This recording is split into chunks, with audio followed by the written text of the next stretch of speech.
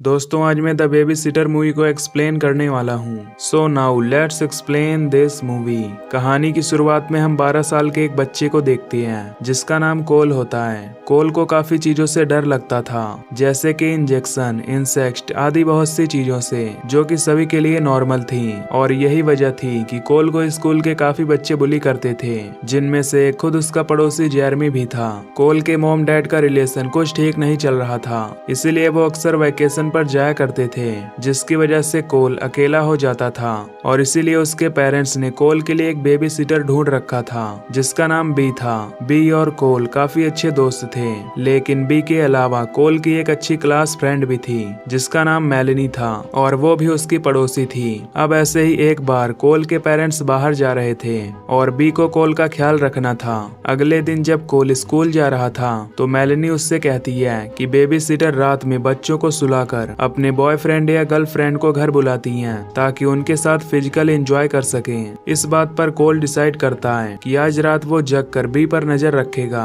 अब कोल baby sitter को काफी लाइक करता था, इसलिए वो नहीं चाहता था कि कोई दूसरा आकर उसके साथ रिलेशन बनाए। अब घर आने के बाद कोल बी के साथ खेलता है और उसके साथ डांस करता है। अब ये दोनों साथ में डिनर करके मूवी देखते हैं। फिर जब रात के 11 बज जाते हैं तो कोल के सोने का टाइम आ जाता है। तभी सोने से पहले कोल मेलेनी से चैट करता है। मेलेनी उसे याद दिलाती है कि आज रात तुम्हें नीचे जाकर उस पर नजर रखना है, क्योंकि तुम्हारे सोने के बाद ही वो ये सब करेगी। तभी बी कोल को पीने के लिए ड्रिंक देती है जिससे उसे नींद आ जाए, लेकिन कोल उस ड्रिंक को नहीं पीता और फेंक देता है और सोने का नाटक करता है। अब जैसे ही बी उसके कमरे से बाहर जाती है तो कोल भी उसके पीछे पीछे जाने लगता है। तभी कोल देखता है कि बी ने वहाँ कुछ स्ट्रेंजर्स को बुलाया हुआ है और वो सभी ट्रूथ एंड डेयर गेम खेल रहे थे। इन स्ट्रेंजर्स का नाम था सोनिया, मैक्स, एलिसन, जॉन और सैमुअल। अब यहाँ बी को एक डेयर करना पड़ता है जिसमें उसे सभी लोगों को किस करना था। फिर वो एक एक करके सभी के पास जाकर उन्हें किस करती है। लास्ट में जब बी सैमुअल को किस करती है तो अचानक वो उसके सिर पर 2 चाकू घुसा देती है और रूम में मौजूद सभी सैमुअल के ब्लड को एक बर्तन में इकट्ठा करने लगती हैं। ये देखकर हमें पता चलता है कि बी उन सभी स्ट्रेंजर्स के साथ एक सैटेनिक रिचुअल करने वाली है। कोल ऊपर से ये सब देखकर काफी हैरान होता है। इसके बाद बी उन सब के सामने एक बुक रिवील करती है।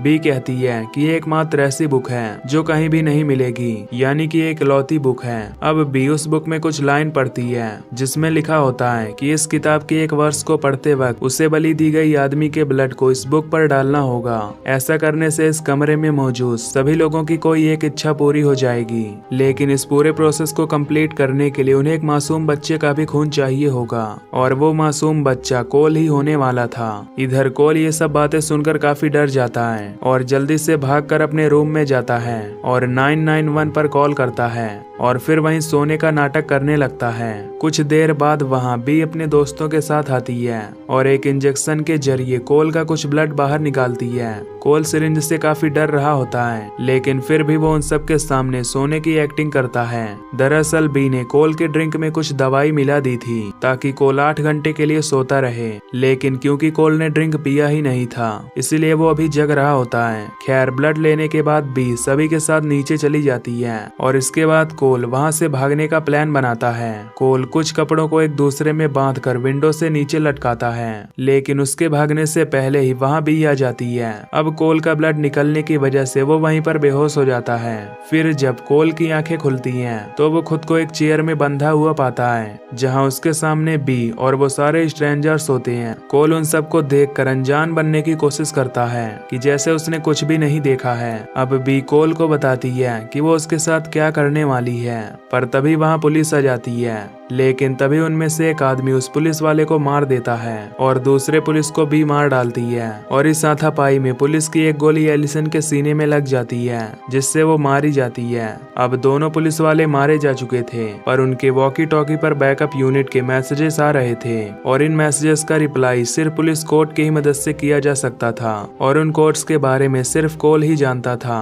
फिर भी कोल को धमकाते हुए वो कोड्स लेती है और मैक्स उस कोड से वॉकी टॉकी पर ये मैसेज पहुंचाता है कि यहाँ पर सब कुछ ठीक है। ये सब देखकर कोल अपनी रस्सी काटकर किसी तरह से वापस से ऊपर वाले कमरे में जाता है और जॉन उसका पीछा करने लगता है, पर तभी उसका पैर सीढ़ियों से स्लिप कर जाता है और उसका सिर नीचे एक नुकीली चीज से टकराता है और वो वहीं पर बुरी तरह मारा जाता है। इधर कोल अपने रूम में जाकर उन्हीं कपड़ों की मदद से विंडो से नीचे आने लगता है। तभी मैक्स उसे पकड़ने के लिए आ जाता है, लेकिन कोल किसी तरह विंडो से नीचे उतर जाता है। नीचे आने के बाद कोल अपने घर के नीचे वाले बेसमेंट में जाकर छिप जाता है, जहाँ पर बहुत सारी चींटियां होती हैं, पर कोल यहाँ भी अपने डर पर कंट्रोल कर लेता है। सोनिया कोल को ढूंढते हुए वहाँ पहुँच जाती है और बेसमेंट के अंदर जाकर उसे ढूंढने लगती है। तभी कोल उसके तरफ फायर रॉकेट छोड़ता है, लेकिन सोनिया किसी तरह उस रॉकेट से बच जाती है। लेकिन कोल बड़े ही चालाकी से सोनिया को वहीं पर लॉक कर देता है और उस पर बग स्प्रे छिड़क देता है। अब आग और उस स्प्रे के आपस में मिलने से एक जोरदार ब्लास्ट होता है, जिसमें सोनिया भी बुरी तरह मारी जाती है। ब्लास्ट की आवाज सुनकर मैक्स वहां जाता है, जो कोल को देखता है। मैक्स कोल का गला दबाकर उसे मारने की कोशिश करता है, पर तभी कोई उसके घर के ऊपर अंडे फेंकने लगता है। मैक्स उससे पूछता है कि ये कौन है जो तुम्हारे घर पर अंडे फेंक रहा है। कोल उसे बताता है कि वो उसका स्कूल फ्रेंड जेरमी है, जो उसे चिढ़ाने के लिए रोज उसके घर पर अंडे फेंकता है। मैक्स कोल से कहता है कि तुम्हें इससे लड़ना होगा, नहीं तो ये हमेशा तुम्हें सताता रहेगा।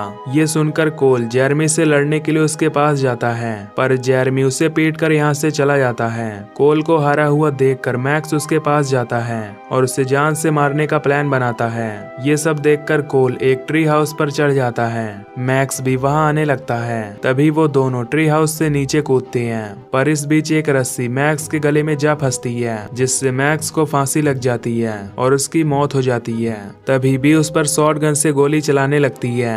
कोल वहाँ से भागता हुआ अपनी पड़ोसी मेलनी के घर पहुँचता है। वहाँ पहुंचकर वो उससे तुरंत पुलिस के पास कॉल करने के लिए कहता है। तभी वहाँ बी भी आ जाती है, जो कोल को ढूंढने लगती है। कोल और मेलनी बी से बचकर एक किनारे छिप जाते हैं। यहाँ कोल मेलनी को अपने दिल की बात बताता है। मेलनी भी कोल को लाइक करती थी, इसीलिए कोल उसे बचाने के लिए वहाँ से बाहर चला जाता है। बाहर जाकर कोल बी से चिल्लाकर कहता है कि मैं यहाँ हूँ। ये कहकर कोल वहाँ से भागता हुआ अपने घर आ जाता है। घर के अंदर कोल को एलिसन मरी हुई दिखाई देती है। साथ ही उसे टेबल पर वो रिचुअल बुक भी मिल जाती है, जिसे लेकर कोल उसे पढ़ने लगता है। तभी एलिसन अचानक से उठ जाती है और कोल पर हमला करने लगती है। कोल किचन में रखे चाकू को ढूंढने लगता है, पर वो चाकू एलिसन के पास थी। अब एलिसन उस चाकू से कोल पर अटैक करने के लिए बढ़ती है, पर तभी वहाँ बी आकर उसके सिर को गन से उड़ा देती है। अब बी कोल को पकड़ने के लिए उसकी तरफ बढ़ने लगती है, लेकिन कोल बी की रिचुअल बुक को उठाकर उसे जला डालने की धमकी देता है।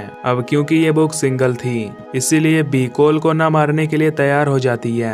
फिर कोल बी से पूछता है कि तुम मुझे क्यों मारना चाहती हो। इस पर बी कहती है कि उसने रिचुअल के समय शैतान को एक बच्चे की बलि देने का वादा किया है, जिसके बदले में उसे वो सब कुछ मिलेगा जो उसे चाहिए। यहाँ हमें ये भी पता चलता है कि बी ने इस रिचुअल को पहले भी कई बार कर रखा है और कोल पहला इनोसेंट बच्चा नहीं है जिसको बी ने इस रिचुअल में फंसाया है। बी कहती है कि अगर तुम पुलिस को बुलाकर उनसे ये कहो कि बाकी लोग कातिल थे और बी बस उसे बचाने में मदद कर रही थी, तो मैं तुम्हें जिंदा छोड़कर इस शहर से चली जाऊंगी। पर कोल गुस्से में उस बुक में आग लगा देता है। बी उस आग को बुझाने की कोशिश करती है और कोल वहाँ से बाहर आता है। बाहर आकर कोल मेलनी के डैड की गाड़ी चुरा कर तेजी से सीधा उसे अपने घर में ठोक देता है, जिससे बी गाड़ी के नीचे दब जाती है और बी के न चाहते हुए भी वो बुरी तरह मारी जाती है। अब कुछ देर बाद यहाँ कोल के पेरेंट्स और पुलिस भी आ जाती है, जिसके बाद यहाँ सब कुछ नॉर्मल हो जाता है। कोल और मेलनी दोनों साथ मिलकर काफी खुश होते हैं। साथ ही कोल ने ये प्रूफ कर दिया होता है कि उसने अब अपने डर पर कंट्रोल कर लिया है, इसीलिए अब उसे किसी बेबी सिटर की जरूरत नहीं है।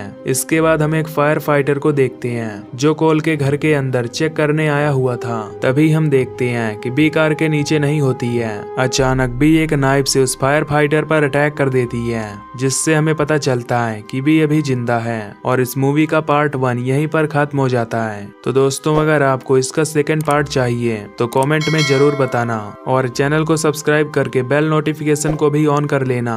बाकी मैं मिलूंगा आपसे अगली वीडियो में। Till then take care, love you, bye bye.